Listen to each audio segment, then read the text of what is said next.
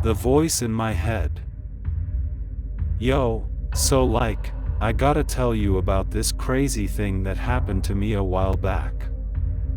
It's still giving me the heebie-jeebies just thinking about it. Alright, so picture this.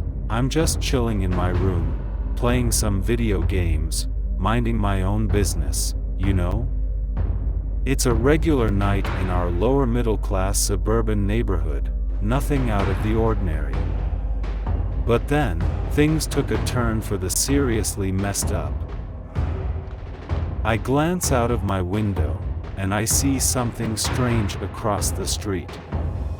It's dark, but there's this flickering light coming from one of the houses. Now, I'm no nosy neighbor or anything, but when there's something weird going on, I gotta check it out, you feel me?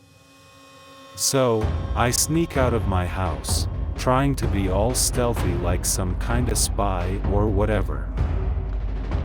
As I get closer, I realize that the light is coming from the living room of Mr. Johnson's house. Mr. Johnson's this older dude who lives alone ever since his wife passed away a few years ago. Anyway, I peek through the window, and what I see sends shivers down my spine. Mr. Johnson is sitting there in his chair, rocking back and forth, muttering to himself. At first, I think maybe he's just talking to himself or something, but then I hear it. A voice. It's low and gravelly, like it's coming from the depths of hell or something. I can't make out what it's saying, but it's definitely not Mr. Johnson's voice. It's like he's having a conversation with someone, but there's no one else in the room. I watch for a few minutes, frozen in place, not sure what to do. But then, things escalate real quick.